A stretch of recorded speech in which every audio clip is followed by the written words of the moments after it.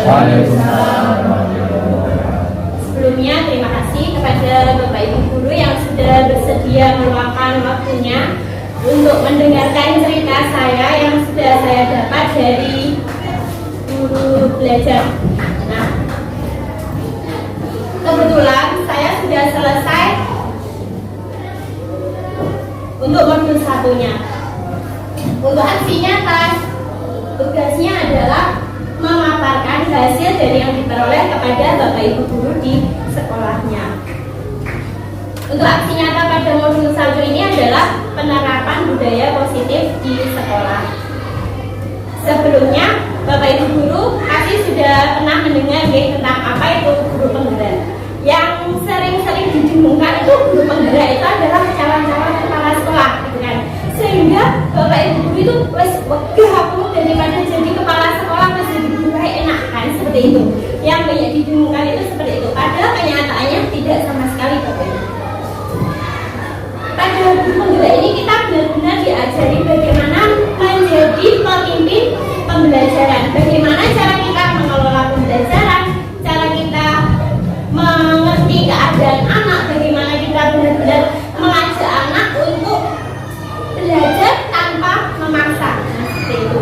Pada penerapan budaya positif di sekolah ini,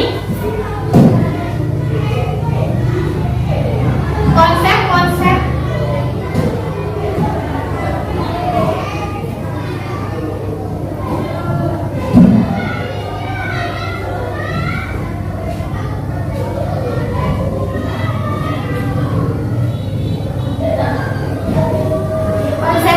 kunci budaya positif itu meliputi 6 tahapan. Yang pertama adalah perubahan paradigma belajar, yang kedua disiplin positif, yang ketiga kebutuhan dasar, yang keempat posisi kontrol guru, yang kelima keyakinan kelas, dan yang keenam adalah segitiga restitusi.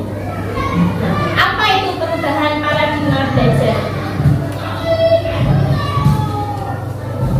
Perubahan paradigma belajar itu kalau dulu itu jadi guru itu sekedar mentransfer ilmu gitu. Guru datang, guru assalamualaikum, kemudian anak-anak dijelaskan, sudah anak-anak silahkan kerjakan tugas, guru menunggui, kemudian selesai, sudah pulang. Nah, seperti itu.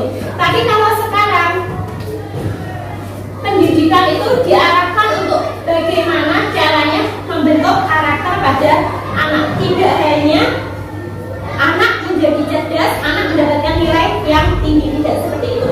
Seperti yang dikutip dari buku Ki Hajar Dewantara seri 1 Pendidikan halaman 20. Pendidikan yaitu menuntun segala kekuatan kodrat yang ada pada anak sehingga mereka sebagai manusia dan sebagai anggota masyarakat dapat mencapai keselamatan dan kebahagiaan yang setinggi-tingginya. Jadi mendidik itu bukan berarti anak pintar sudah, tetapi kita mempunyai tugas yang berat sekali sebagai seorang guru. Terlebih dengan canggihnya teknologi, anak-anak itu sudah pikirannya itu sudah, kalau tidak diluruskan oleh Bapak Ibu gurunya, itu tentunya karakternya itu tidak akan menjadi baik. Anak pandai karena bisa untuk pelajaran tinggal buka Google saja sudah mendapatkan jawaban. Namun bagaimana kita membentuk generasi yang sesuai dengan profil pelajar Pancasila seperti beriman dan bertakwa, mandiri, bernalar kritis, kreatif, bergotong royong, dan berkebinaan global. Itulah yang menjadi tanggung jawab kita saat ini. Contohnya saja untuk mandiri. Sekarang kan lagi didengung-dengungkan kurikulum paradigma baru ya, atau kurikulum prototipe. Nah, pada kurikulum prototipe itu guru itu dituntut bagaimana agar anak itu menjadi kreatif, agar anak menjadi bernalar kritis dan mengembangkan pembelajaran yang memanfaatkan lingkungan. Jadi kita sebagai guru harus memanfaatkan lingkungan sebagai sumber belajar. Seperti contohnya kemarin, itu saya alami di kelas 5 ini. Ketika mempelajari tentang itu Bapak Ibu apa jaring-jaring bangun ruang, itu saya carikan video. Anak-anak mendengar, anak-anak juga melihat, tapi sekali tidak bisa menjawab. Kemudian sebagai guru harus apa ya kira-kira yang bisa, yang mudah didapat, namun mereka itu bisa paham. Nah, saya minta anak-anak membawa kardus, entah itu kotak makan ataupun kotak kapur yang ada di rumah, kemudian dibawa ke sekolah. Setelah itu mereka melepas. Jadi dari kotak yang semula bentuk balok, setelah dilepas-lepas itu ada 6 kotak. Nah, itulah yang dinamakan jaring-jaring balok, jaring-jaring kukus. Ternyata dari situ mereka itu lebih mudah mencerna. Jadi kan bukan berarti teknologi yang canggih itu membuat anak-anak itu semakin pintar, semakin mudah dimengerti, tidak seperti itu. Ternyata dari apa yang diperoleh mereka dari lingkungan sekitar, dari sesuatu yang sederhana itu sudah bisa membuat mereka itu paham dengan materi yang ada di sekolah. Selanjutnya,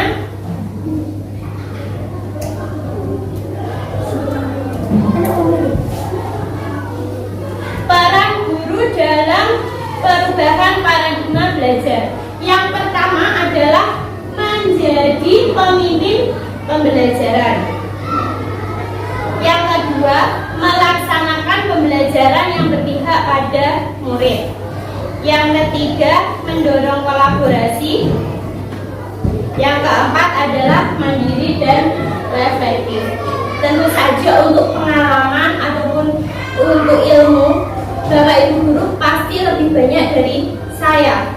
Bagaimana cara memimpin pembelajaran?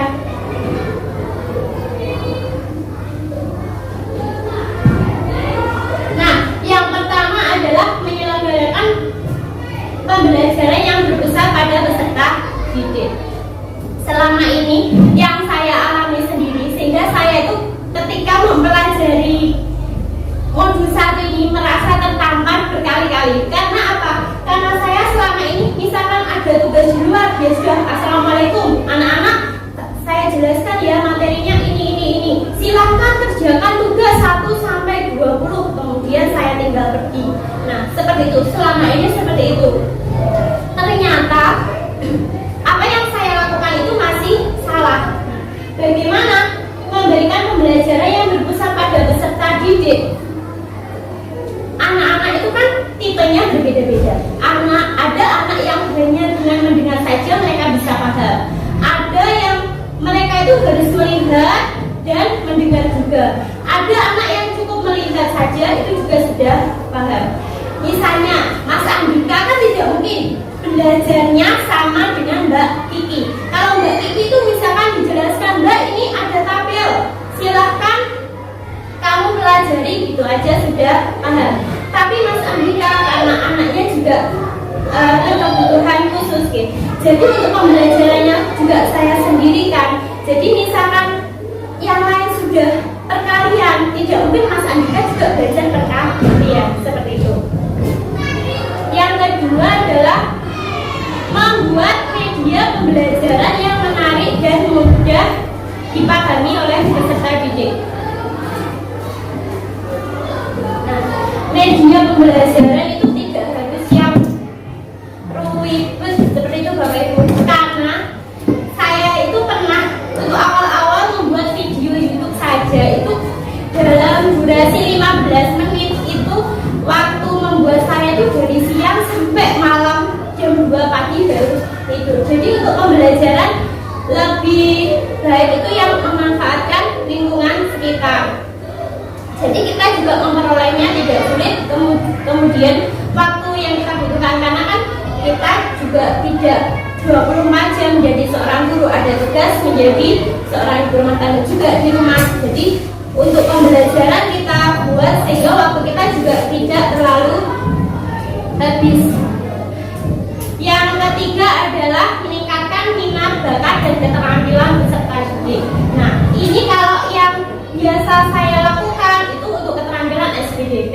Anak-anak bisa membuat kerajinan-kerajinan yang memanfaatkan lingkungan sekitar. Seperti yang ada di samping itu, anak-anak membuat wayang. Nah, wayang itu terbuat dari kardus atau dari kertas karton atau dari bambu yang ada di lingkungan sekitar mereka. Mungkin nanti Bapak Ibu juga bisa mengusulkan apa ya yang kira-kira baik, bahkan bisa dikembangkan di satu SD Sumberjo ini tidak hanya untuk kelas 5 atau tidak hanya untuk kelas 6 misalkan, bisa dikembangkan mulai dari kelas 1 sampai kelas 6 dan itu bisa menjadi hasil dari SD ini. Nah, kurikulum yang baru itu seperti ini Bapak Ibu. Jadi misalkan di Sumberjo ini yang terkenal adalah apanya? Bawang merah nih, bawang merah. Jadi apa ya yang bisa kita olah dari bawang merah itu? Anak-anak diajari seperti itu. Sehingga kalau mereka nantinya kadang orang tua kan tidak memiliki biaya untuk menyekolahkan anaknya ke jenjang yang lebih tinggi. Mereka sudah mendapatkan bekal. Oh, saya bisa membuat keripik, misalkan keripik dari bawang merah, kemudian saya jual. Nah, seperti itu yang diharapkan oleh Bapak Kemendikbud kita. Selanjutnya adalah menyelenggarakan pembelajaran yang sesuai dengan profil pelajar Pancasila seperti tadi bernalar kritis, berakhlak mulia, mandiri. Nah, jadi anak-anak itu menemukan sendiri apa ya pembelajaran ini tentang apa. Guru itu hanya sebagai pemancing atau pemicu.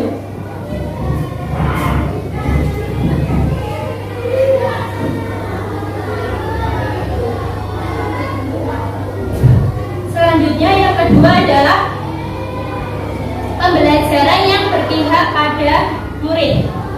Nah, apa saja yang bisa dilakukan oleh guru untuk menguatkan nilai yang berpihak pada murid? Yang pertama, menggunakan model, strategi, metode pembelajaran yang aktif, kreatif maupun menyenangkan. Pada era pandemi ini banyak sekali webinar-webinar yang diadakan bahkan gratis nih. Jadi karena kita itu ya terkadang saya sendiri juga seperti itu, alah males di rumah wilis repot dengan keadaan di rumah. Jadi buat apa kita belajar lagi? Namun setelah ditelisik lagi, oh iya memang belajar itu kan sepanjang hari. Jadi walaupun sudah menjadi guru, kita juga perlu merefresh atau perlu ilmu-ilmu baru yang bisa diterapkan kepada murid-murid kita. Yang kedua, menggunakan gaya bicara yang menyenangkan dan mudah dipahami. Ini yang kadang saya juga masih kesulitan karena nada saya itu kan yang selalu tinggi seperti itu. Kadang anak-anak itu kalau sudah apa berbuat yang sesuai tidak sesuai dengan kesepakatan kelas itu kan kita sudah langsung menjudge atau menghukum anak tersebut. Padahal sebenarnya tidak boleh seperti itu. Yang ketiga adalah membuat kesepakatan kelas. Ini akan dibahas nanti pada slide selanjutnya. Yang keempat adalah memberikan apresiasi dan motivasi kepada siswa setelah kegiatan pembelajaran. Anak-anak itu tidak perlu hadiah yang mewah nih Bapak Ibu.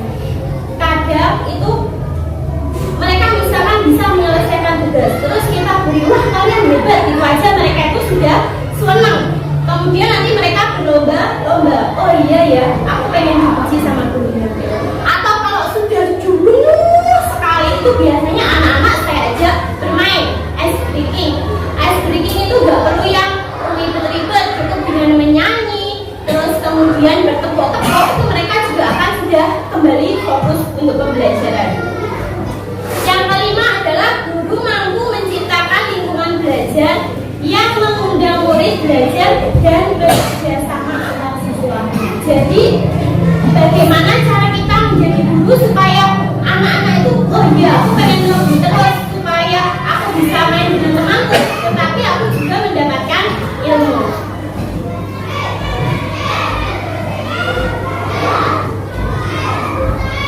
Yang ketiga adalah mendorong kolaborasi.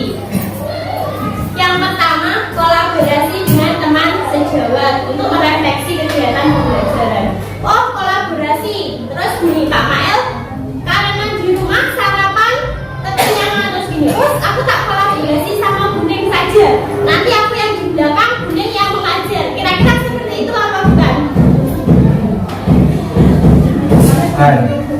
Nah, ya kolaborasi itu berarti bagaimana kalau misalkan ada kesulitan di kelasnya kita ceritakan kepada teman di kantor. Bagaimana ya solusinya seperti kayak kemarin kulit kelas 5 yang setiap 1 bulan itu cuma masuk 1 kali. Itu saya berkali-kali bertanya,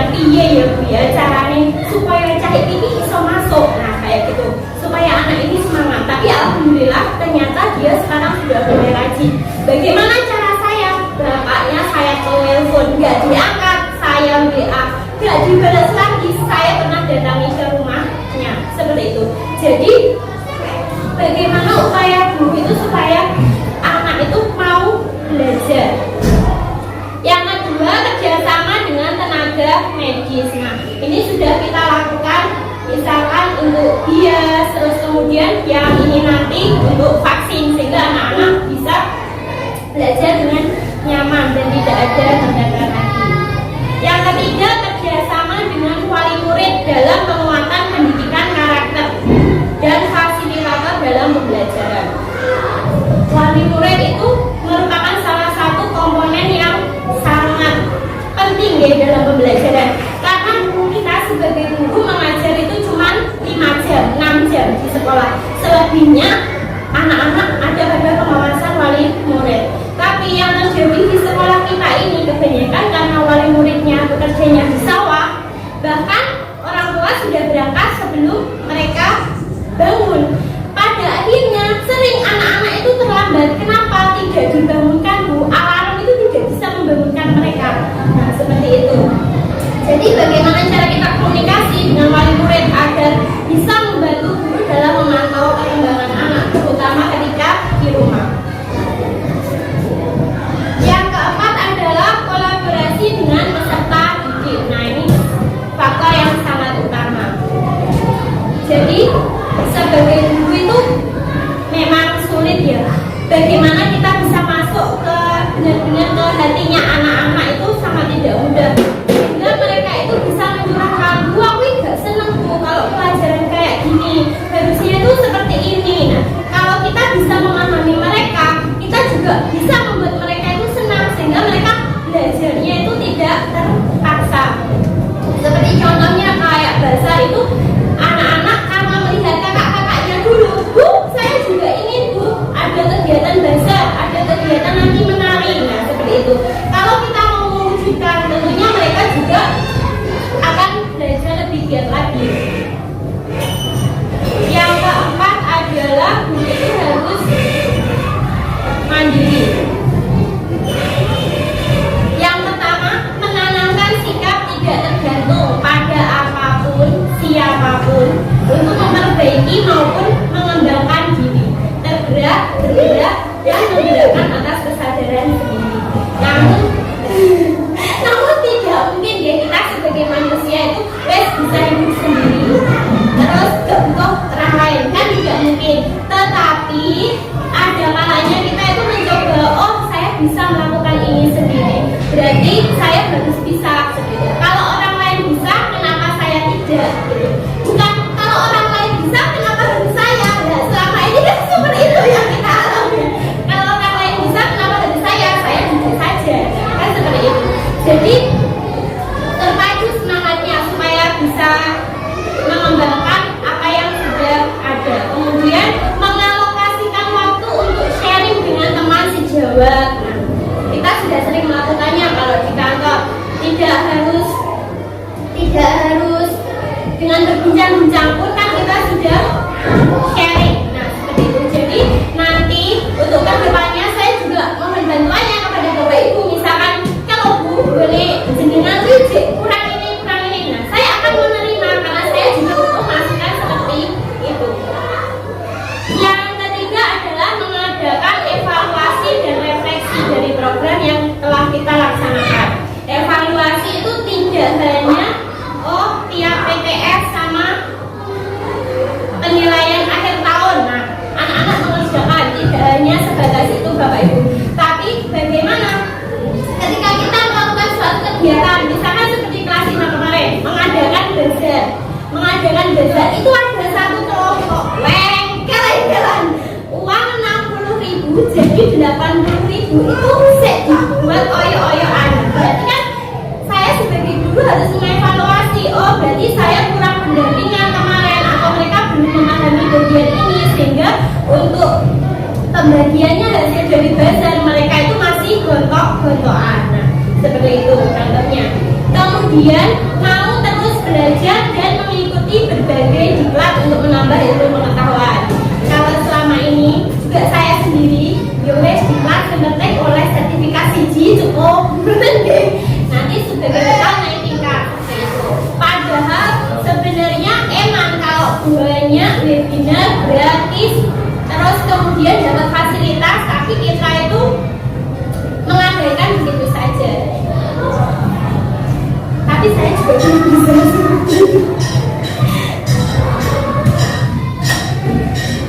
Selanjutnya jadi guru itu reflektif. Yang pertama mau mendengarkan saran dan kritik baik dari pengawas sekolah, kepala sekolah, teman sejawat maupun peserta didik. Nah, untuk bapak kepala sekolah misalkan saya ini masih kurang ini, monggo saya terima juga loh, bapak ibu juga. Misalkan bu jenengan kilo kurang, bu iya saya rada awanen, nah mulai ngecek. Nah seperti itu nggak apa-apa, saya akan terima. Kalau itu memang demi kebaikan anak-anak, insya Allah saya siap melaksanakan. Yang kedua, berbagi gagasan dan pengalaman dalam meningkatkan kualitas pembelajaran.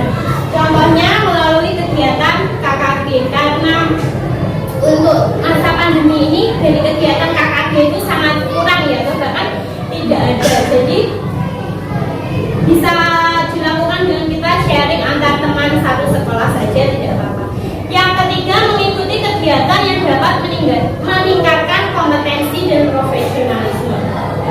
Memang namanya mengikuti kegiatan di luar sekolah itu berarti kita harus menyediakan waktu luang ya, waktu yang lebih.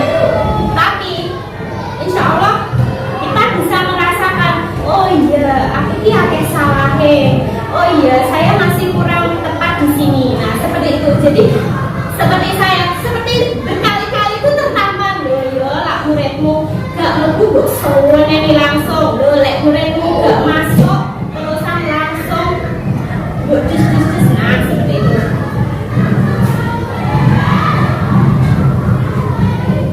Yang kedua adalah disiplin positif. Disiplin positif itu adalah model disiplin yang difokuskan pada perilaku positif murid agar menjadi pribadi yang penuh hormat dan bernama. Disiplin positif ini tidak hanya bisa kita lakukan di sekolah, namun juga bisa kita lakukan di rumah. Yang pertama, membuat aturan bersama. Ini kodratnya anak itu adalah meniru. Kita beri contoh yang mudah saja. Kita ngomong ke anak-anak, kalian itu harus memakai seragam, kalian itu harus datang jam 7 kurang. Tetapi kenyataannya bapak ibu guru datangnya jam 8, jam setengah 9 misalnya. Nah mereka juga akan meniru, ala aku sampai sekolahan bapak ibu gurunya belum datang, ya sudah untuk apa. Nah seperti itu. Jadi mereka itu terbiasa karena mereka itu bisa karena terbiasa karena meniru, ada yang ditiru. Yang kedua itu adalah menyampaikan harapan yang konkret, kemudian memberi perhatian khusus pada perilaku positif dan mengabaikan perilaku negatif. Nah ini hubungannya dengan ini Bapak Ibu, jika maka atau prinsip-prinsip konsekuensi. Misalkan anak tidak mengerjakan PR, kira-kira biasanya apa yang Bapak Ibu lakukan? Mengerjakan di luar. Mengerjakan di luar, diomeli gitu. Paling enak itu ngomel, terus dikerjakan di luar, terus lari-lari. Nah seperti itu. Saya dulu juga seperti itu. Tidak mengerjakan PR, misalkan keluar ambil sampah. Nah tapi pada akhirnya apa? Dimanfaatkan oleh anak-anak. Ya wes, aku malah beneran gak beda PR, aku bisa njogo pelarian kalau sampah. Seperti itu. Terus kemudian apa yang kita lakukan? Memang agak menyita waktu sebenarnya, karena gini, anak itu membuat kesalahan. Jadi jika mereka tidak mengerjakan PR, kita tanya dulu alasannya apa. Nah, kemudian guru berkali-kali harus memberi kesempatan. Misalkan, ya bu, besok saya kerjakan. Mau tidak mau, guru bapak guru bilang, ya sudah, saya tunggu PR-nya besok. Nah seperti itu. Jadi bagaimana cara kita mengajarkan anak itu untuk bertanggung jawab dan kesalahannya itu menjadi pembelajaran, bukan sebuah hukuman.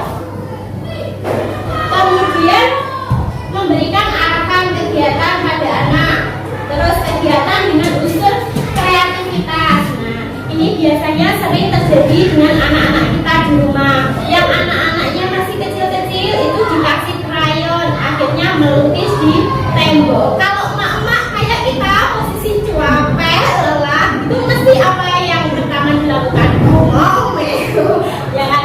Ngomel. Kamu ini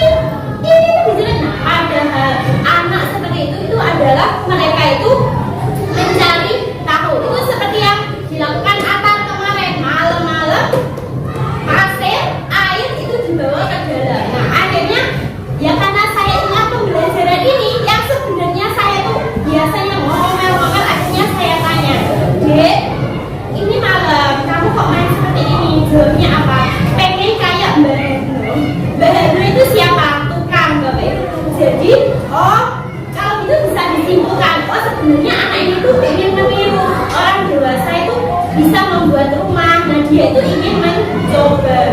Kita sebagai orang tua dan kita sebagai guru harus memfasilitasi.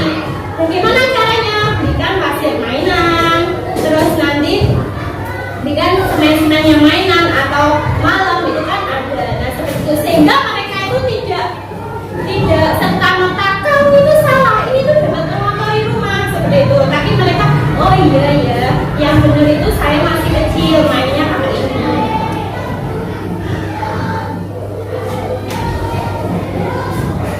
Selanjutnya adalah pelaksanaan budaya positif di kelas. Nah, pada kelas 5 ini saya sudah menerapkan beberapa tentang budaya positif di kelas. Contohnya ketika pagi hari sebelum berdoa atau setelah berdoa sebelum pembelajaran dimulai itu saya selalu mengecek seragam, kelengkapan seragam. Nah, bagaimana kalau mereka misalkan tidak bawa dasi? Nah, kembali lagi sebagai guru kita tidak boleh menghukum. Nah, kamu tidak membawa dasi, kenapa? Katanya dulu kenapa? Terus kemudian nanti kalau kamu tidak membawa dasi, konsekuensinya apa yang ingin kamu laksanakan? Seperti itu.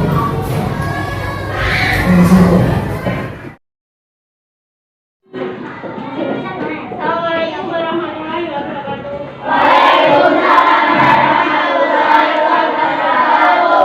Ya, sebelum memulai pelajaran hari ini seperti biasa berdiri dulu.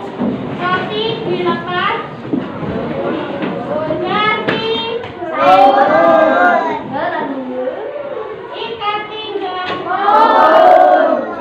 Kaos kaki putih. Dipanjangkan. Sepatu hitam. Kalau sudah silakan cek meja dan kursinya. Ada yang kalau masih ada tambah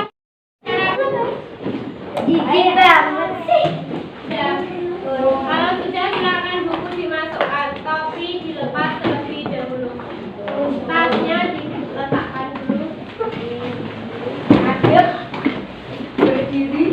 Sebelum mengakhiri pelajaran, seperti biasanya lagi, silakan berjajanya. Terima kasih ya. Hari ini sudah bersemangat. Nanti di rumah dipelajari lagi ya. Hai temanku. Maaf ya kalau hari ini aku ada salah. Salaman dulu, silakan berpelukan. Berarti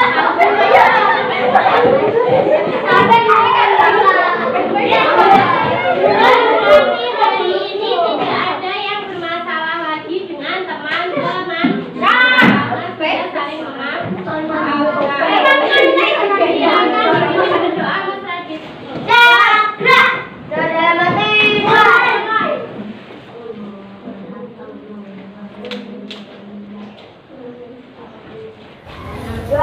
Jadi ada beberapa pelaksanaan budaya positif yang saya terapkan di kelas. Karena yang kita tahu bersama anak-anak di sini itu sepatunya biasanya bagaimana? Sepatu itu jadi bahan tentengan. Berangkat ditenteng, kemudian pulang juga ditenteng. Setelah itu berangkat ditenteng, diletakkan di rak sepatu. Jadi selama berada di sekolah mereka itu tidak memakai sepatu. Akhirnya saya berinisiatif ya supaya anak-anak itu tetap memakai sepatu, karena kan kalau sepatu dilepas juga kasihan dengan kondisi yang seperti ini. Akhirnya ya sudah, setiap pagi itu saya cek. Pada akhirnya alhamdulillah mereka semua bisa memakai sepatu, dasi, ikat pinggang, bahkan yang selalu baju hitam dikeluarkan anak-anak itu. Nah itu sekarang mereka juga sudah mulai lagi dimasukkan. Kemudian ketika masuk ataupun setelah selesai itu saya selalu membiasakan kepada anak-anak itu untuk berterima kasih kepada dirinya sendiri maupun kepada temannya. Kenapa? Supaya kita itu sebagai guru bisa mengetuk hati mereka itu bisa mengetuk hatinya sendiri. Oh iya, saya hari ini tuh sudah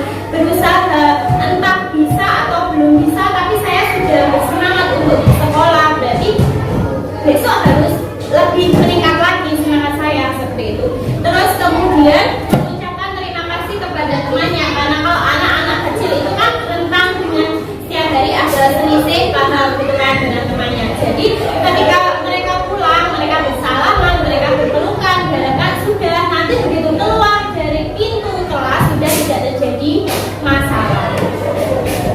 Sebelum saya lanjutkan, monggo bisa disampaikan. Kok tegang sekali kan saya jadi tidak enak. Monggo, boleh lebih tanggi sangat indah sekali. Nah, mungkin ada juga dari Bapak Ibu misalkan punya usul, oh dibuat seperti ini. Nah, kira-kira apa ya yang bisa kita terapkan di SD ini? Karena kan kalau untuk pembentukan karakter, untuk pembentukan budaya itu tidak bisa terjadi hanya satu lingkup itu saja.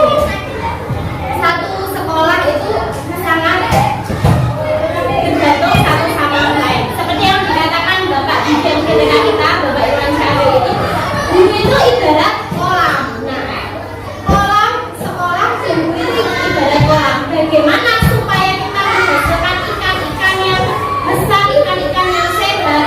Jadi kolamnya harus dibersihkan, kolamnya harus steril, kolamnya harus banyak isinya. Nah, seperti itu. Sama juga dengan kita sebagai Bapak Ibu guru. Kita dianggap sebagai kolam. Nah, jadi Bapak Ibu guru itu bagaimana meningkatkan kualitasnya sebagai guru supaya menghasilkan anak-anak yang berkualitas. Mungkin ada tanggapan dari Pak Daru, atau mungkin kurang apa yang saya bisa masukkan lagi seperti itu.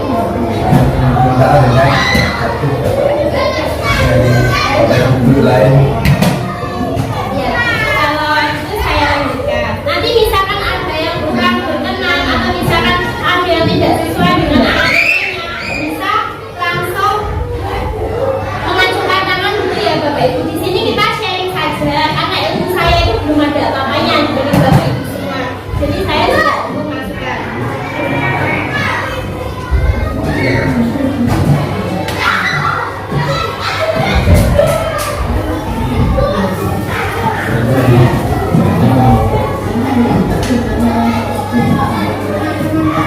Kemudian selanjutnya yang ketiga adalah kebutuhan dasar.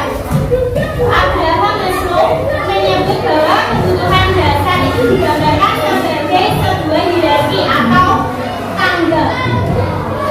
Terdapat 5 tingkat kebutuhan dasar: fisiologis, rasa aman, kasih sayang, penghargaan, dan aktualisasi diri. Untuk yang pertama, aktualisasi diri itu apa? Kalau kita masuk dengan kebutuhan peserta didik, nah aktualisasi diri itu berarti mereka membutuhkan pengembangan diri. Tidak hanya datang, duduk, diam, dengarkan, kerjakan, pulang, tetapi bagaimana mereka bisa mendapatkan sesuatu dari hasil kerja mereka sendiri. Kemudian mereka nanti bisa menceritakan kepada orang tuanya, aku tadi di sekolah diajari ini loh Pak, diajari ini loh Bu, kira-kira bagaimana ya? Kemudian mendapatkan tanggapan dari orang tua. Nah, itu yang dinamakan dengan pengembangan diri. Yang kedua, penghargaan. Seringkali anak-anak itu, menurut saya pribadi sebagai guru itu kurang memberikan penghargaan kepada anak.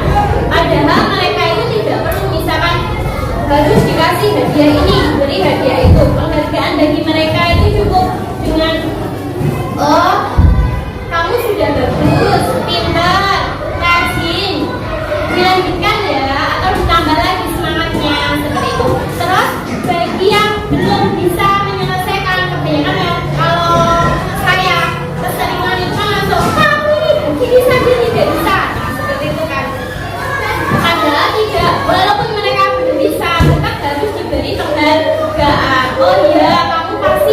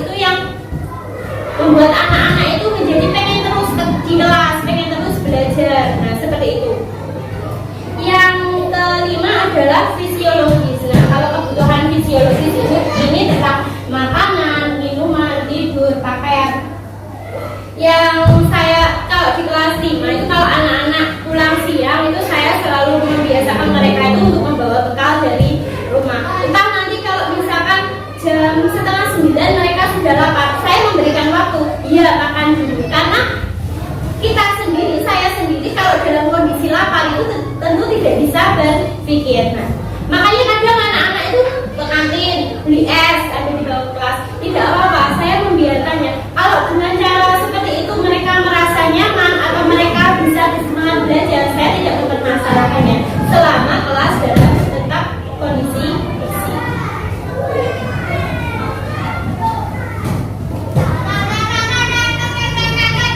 Selanjutnya yang keempat ini adalah posisi kontrol guru. Posisi kontrol guru itu ada 5. Yang pertama penghukum, yang kedua pembuat rasa bersalah, yang ketiga sebagai teman, yang keempat sebagai pengontrol, yang kelima adalah sebagai manajer. Nah, kira-kira dari kelima posisi ini menurut Bapak Ibu yang sangat baik atau umpama jadi guru itu benar-benar guru pilihannya anak-anak itu yang mana? Teman. Ya? Teman. Ada lagi? Bulan ganti.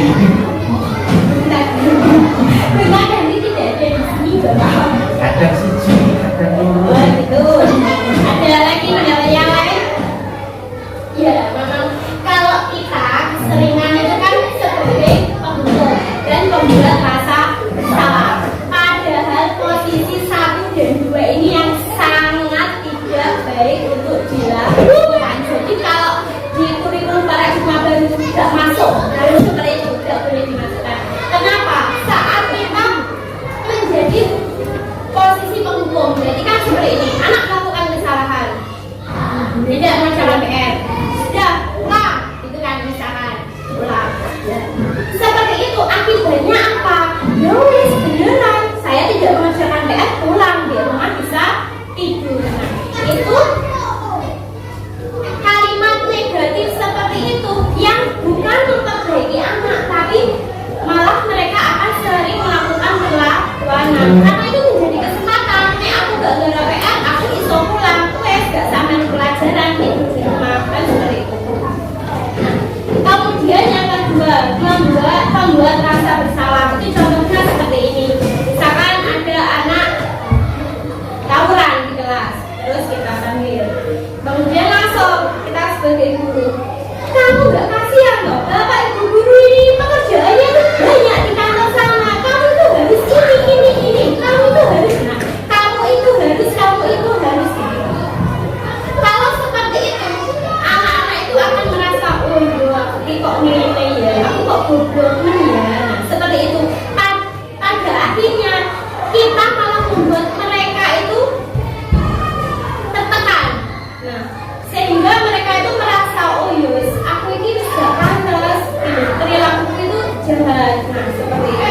Itu juga yang kurang baik untuk dilakukan sebagai guru, sehingga mereka menjadi tidak percaya diri.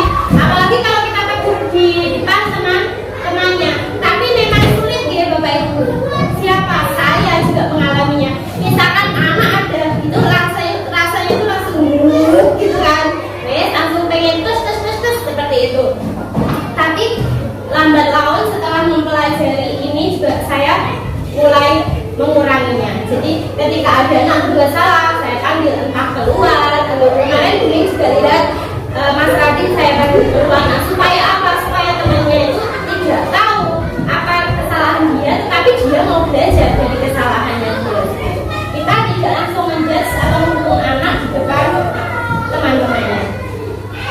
Kalau sebagai teman, nah ini juga bagus. Tadi punya hanya sebagai teman. Kalau kita sebagai teman, berarti guru itu ini, misalkan anak-anak coba nanti diam ya, Bapak Ibu guru itu sedang mengerjakan tugas dari kantor.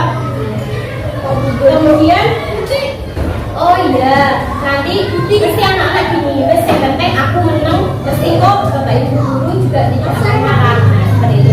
Tapi dengan begitu mereka juga bisa, oh kalau ada apa-apa aku bisa cerita ke Bapak Ibu guru karena selalu diberi kesempatan. Seperti itu. Dan anak-anak kalau seperti itu lebih tergantung ya, karena oh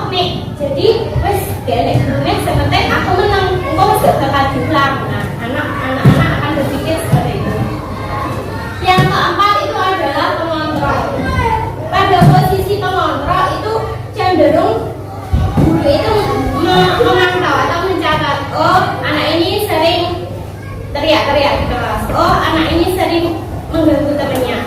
Itu dicatat, tidak ditegur tetapi dicatat. Kemudian selanjutnya sama aturannya, kalau mau menegur harus dibawa ke keluar atau tidak langsung ditegur di kelasnya. Kemudian ditanya, kamu tahu aturannya itu apa? Nah, aturannya itu kalau di kelas itu seperti apa? Kalau dia jawab tahu, nah berarti kan kamu tidak sesuai dengan kesepakatan yang telah dibuat bersama teman-teman. Terus apa yang kamu lakukan untuk menebus kesalahanmu? Jadi mereka itu apa namanya memutuskan sendiri, menginisiasi sendiri apa ya yang akan saya lakukan untuk menebus kesalahan itu sebagai pengontrol. Kalau yang sangat baik itu adalah pada posisi kelima, yaitu sebagai manajer. Yang pertama, guru bertanya dan membuat kesepakatan. Nah, misalkan nanti ada contoh saya kemarin buat itu ketika ada tugas di 3 restitusi, nanti pada materi selanjutnya itu bagaimana sih cara guru itu berlaku sebagai manajer. Jadi kita buat kesepakatan, setelah terjadi kesepakatan kita tanya yang bermasalah, maumu itu apa, kebutuhanmu apa. Setelah itu kamu tidak sesuai, berarti apa yang kamu lakukan untuk menebus kesalahan ini. Nah seperti itu. Setelah itu, setelah anak berhasil, kemudian maka dia akan perilakunya akan menerapkan disiplin dari dirinya sendiri. Jadi dia tidak merasa bahwa penebus kesalahan itu sebagai hukuman, tapi karena dia, oh iya saya harus memperbaiki diri.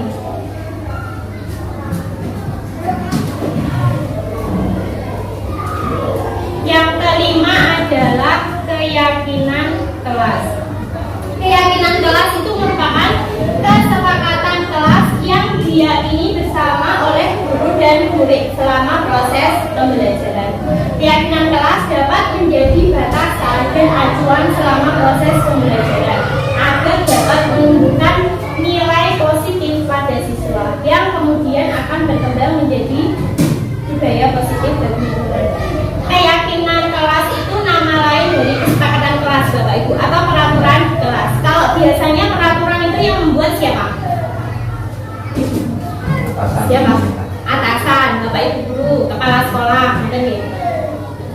Tetapi supaya anak-anak itu bisa berkembang, supaya anak-anak itu paham dengan apa ya yang kira-kira di kelas ini supaya tertib. Nah, jadi kita buat keyakinan kelas. Mereka yang membuat, mereka yang melaksanakan, dan mereka juga yang menebus kesalahan jika berbuat tidak sesuai dengan keyakinan kelas. Nah, ini contoh keyakinan kelas yang dibuat oleh kelas 5. Kalau keyakinan kelas itu biasanya berarti kita buat pada awal ketika baru masuk, kita buat, nanti kita buat poster yang bagus seperti itu sehingga mereka itu berkali-kali membaca. Kalau berkali-kali membaca pada akhirnya mereka hafal.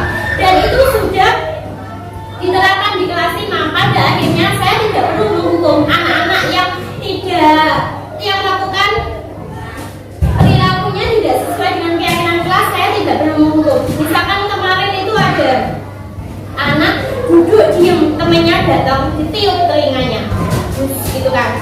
Nah, terus setelah itu langsung teman-temannya, kamu membuli itu tidak sesuai kesepakatan kelas. Pilih cara untuk menebus kesalahan. Teman-temannya yang akan mengingatkan. Nah, itu juga meringankan tugasnya sebagai seorang guru. Jadi lambat laun juga mereka akan menyadari, oh iya, wis tidak sesuai, berarti saya harus memperbaiki perilaku saya seperti itu.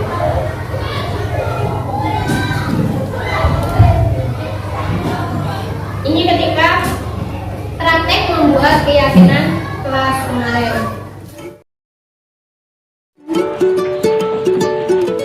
Assalamualaikum warahmatullahi wabarakatuh.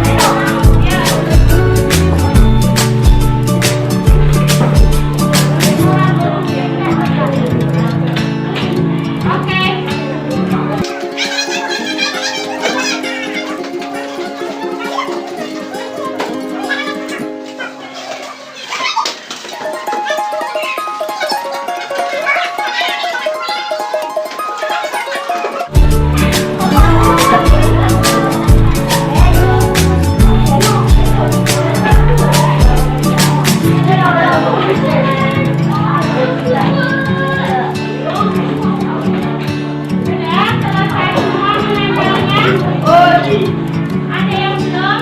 Ya.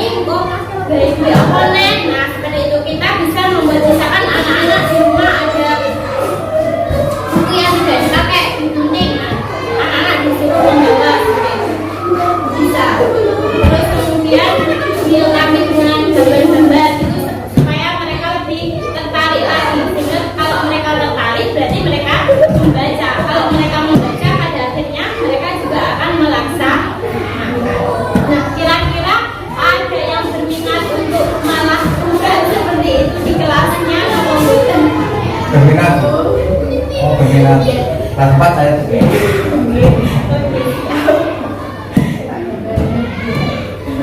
Nah, cocok. Kadang anak-anak suka dengan buah, hewan gitu. Jadi bagaimana cara kita supaya mereka itu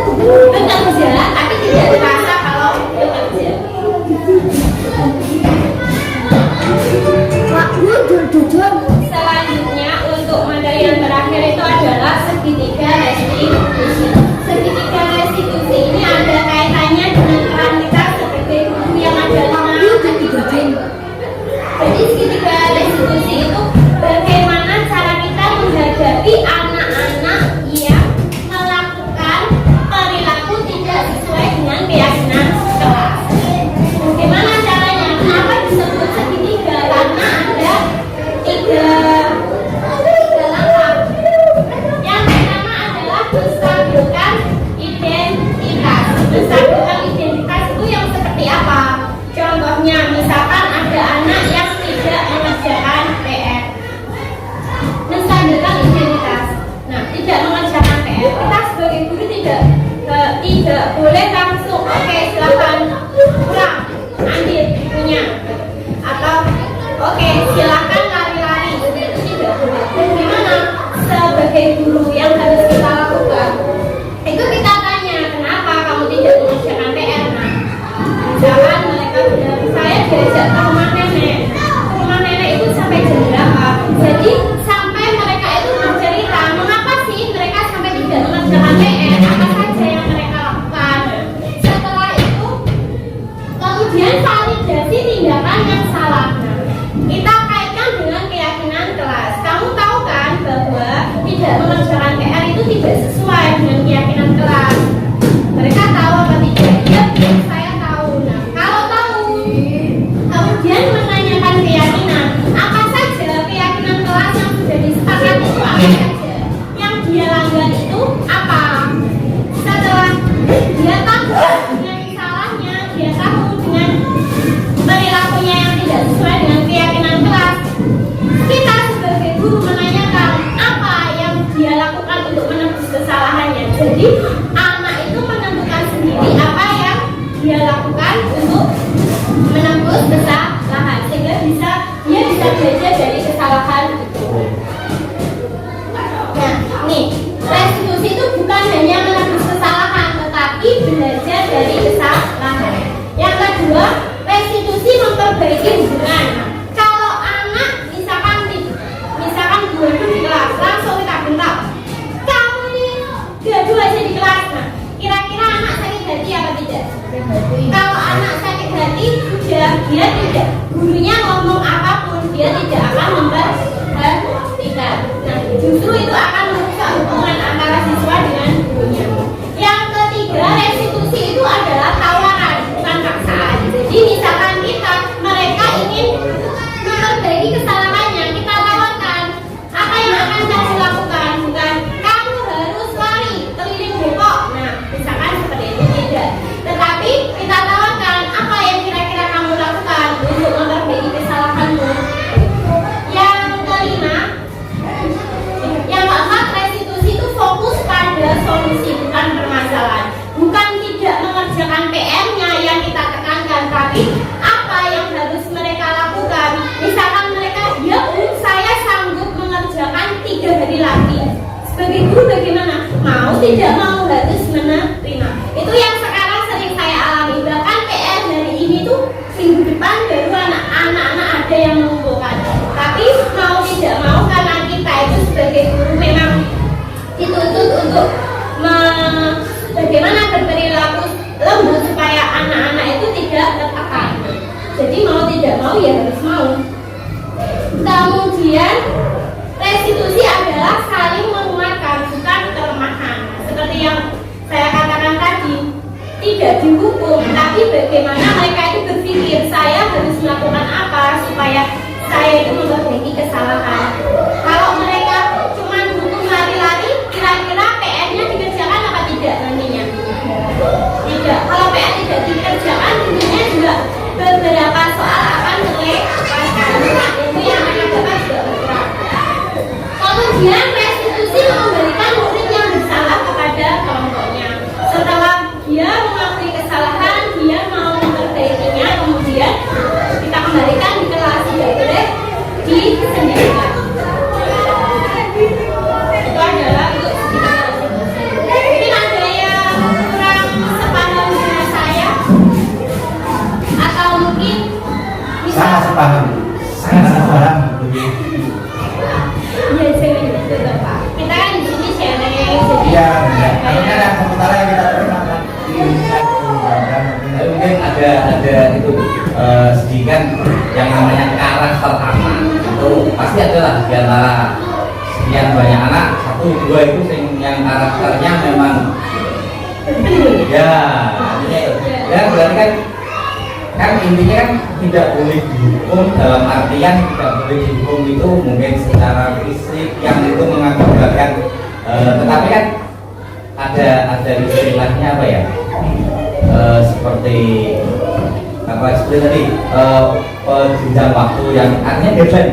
Nah itu bagaimana kalau deadline waktu artinya kan oh ya kak minggu depan saya kerjakan, kalau masih satu minggu kan nah minggu depan sampai berapa kali deadline misalnya 2 atau 3 kali deadline, nah dia harus bisa dalam beberapa kali tidak berlarut-larut maksudnya. Iya betul.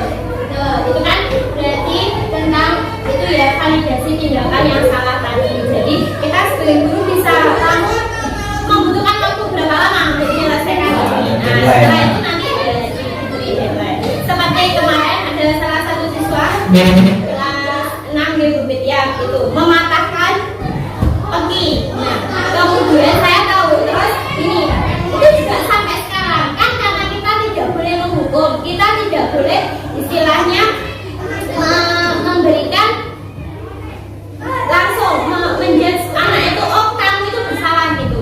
Pada akhirnya saya tanya piye cara menebus kesalahan, kamu sudah mematahkan ini, dia jawab apa namanya ya bu apa saya ngerti tapi sampai sekarang juga belum, tapi saya tiap hari ketemu dia saya tanyakan gitu, tapi entah nanti sampai kapan dia mengganti, pokoknya kalau saya ketemu saya tanyakan sudah diganti belum lupa, oke besok lagi ketemu kita tanyakan lagi, tapi memang kalau seperti itu tuh kesannya terlalu longgar ya. Jadi saya sendiri juga belum menemukan formula apa sih yang benar-benar cocok yang bisa kita terapkan sebagai guru supaya anak itu tidak merasa dihukum tapi juga memiliki efek juga seperti itu.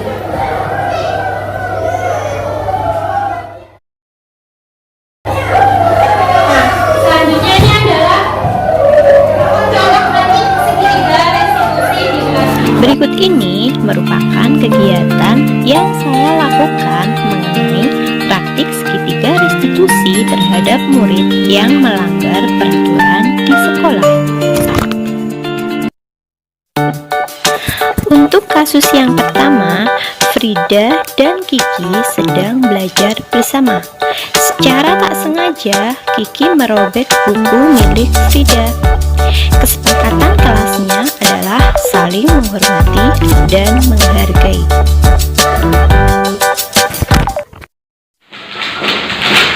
Aku kok dirobek? Hei mbak, apa yang kalian lakukan?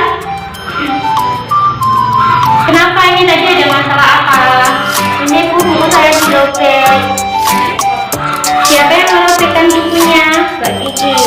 Menurut Mbak Kiki, perbuatannya Mbak Kiki itu benar apa salah ya? Kenapa salah? Coba dijelaskan sama guru.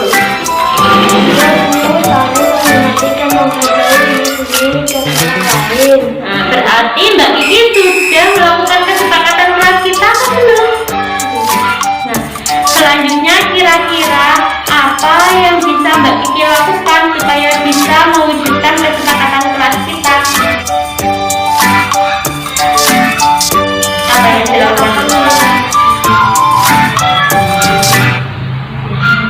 Saya akan meminta maaf pada Mbak Kiki dulu. Oh iya, boleh. Berbuat salah itu lumrah karena kita sifatnya adalah manusia yang tidak sempurna. Nah, Mbak Kiki nanti akan meminta maaf kepada Mbak Frida. Sekarang kira-kira yang dibutuhkan Mbak Frida apa? Saya membutuhkan buku baru. Oh, Mbak Frida membutuhkan buku baru. Kira-kira Mbak Kiki bisa apa tidak menggantikan bukunya Mbak Frida yang sobek? Bisa, berarti sudah ya tercapai kesepakatan ya. Mbak Frida membutuhkan buku nanti diberikan sama Mbak Kiki sebagai ganti karena bukunya sudah dirobek. Jadi sudah tidak ada kesalahpahaman lagi ya. Silakan sekarang saling bermaafan dan berpelukan. Maaf ya.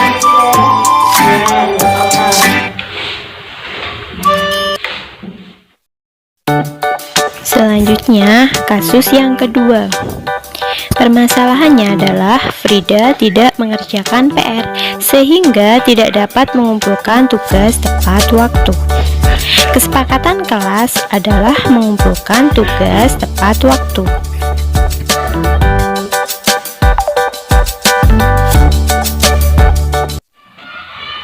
Mbak Frida tahu kan kenapa dipanggil Bu Nurul hari ini? Tahu kenapa? Mengerjakan PR. Tidak mengerjakan PR. Menurut Mbak Frida tidak mengerjakan PR itu benar atau salah? Salah. Kenapa? Bisa berbuat salah. Saya lupa. Kalau lupa itu adalah sifatnya manusia. Tidak apa-apa berbuat salah. Sekali itu tidak apa-apa menurut Bu Nurul. Dan sekarang menurut tanya, kenapa Mbak Frida sampai tidak mengerjakan PR? Saya repot di rumah, mungkin karena sedang bermain bersama adiknya, gitu ya. Nah, berarti masih ingat apa tidak tentang nilai-nilai yang sudah kita sepakati di kelas? Kita harus mengerjakan PR tepat waktu. Nah, kira-kira Mbak Frida tadi sudah meyakini kesepakatan kelas apa belum? Belum. Jadi, apa yang akan Mbak Frida lakukan agar bisa meyakini kesepakatan kelas kita? Saya akan mengerjakan tugas tepat waktu. Mbak Frida akan mengerjakan tugas tepat waktu. Janji ya. Baik, karena Mbak Frida sudah berjanji, jadi dimaafkan. Lain kali jangan diulang lagi ya. Setelah melakukan praktik segitiga restitusi, selanjutnya saya meminta tanggapan peserta didik mengenai perasaan ketika melakukan praktik segitiga restitusi bersama ibu guru.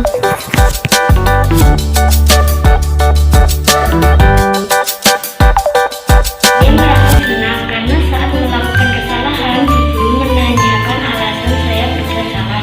Selanjutnya, Bu Guru memberi kesempatan agar saya dapat memperbaikinya.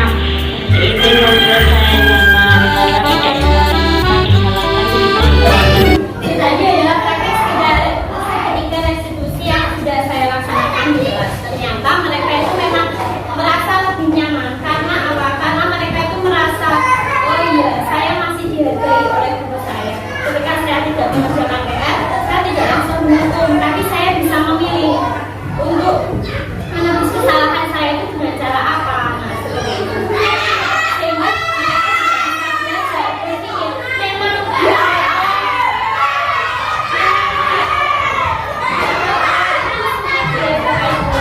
karena kadang itu anak-anak itu kalau melakukan suatu kesalahan atau melakukan perilaku yang tidak sesuai dengan keyakinan kelas itu cenderung mereka itu diam. Kita tanya maunya apa, mengapa mereka berbuat seperti itu mereka cenderung diam. Tapi kalau kita sudah terbiasa, terus mereka juga lama-kelamaan juga bisa berpikir, oh dari situ mereka bisa berkembang. Oh iya, saya bisa memutuskan sendiri apa melakukan apa supaya saya itu bisa sesuai lagi dengan keyakinan kelas seperti itu. Dan ternyata mereka juga lebih menyukainya, ya, dan lebih terbuka, tidak serta-merta diam saja seperti itu, tidak. Tapi mereka menjadi berani bercerita. Itu Bu, saya itu dibully ini karena begini. Dan ternyata tanpa kita sadari, ketika kita tinggal itu kelas itu, apalagi untuk anak-anak kelas atas nih, kan mereka itu sudah perilakunya itu kadang suka sesuai di atas kesabaran kan gitu. Itu kalau kita tinggal itu kadang mereka itu berbuat seenaknya sendiri. Kalau sudah ada yang kena keyakinan kelas itu akan ada teman-temannya yang mendengarkan. Jadi kita tidak fokus kalau kita sedang ada kegiatan di luar kelas sudah aman terkendali seperti itu. Ya, jadi ini yang saya bisa sampaikan pada modul 1 yang sudah saya peroleh dari pendidikan berbeda. Semoga apa yang saya sampaikan ini bisa bermanfaat bagi Bapak Ibu semua.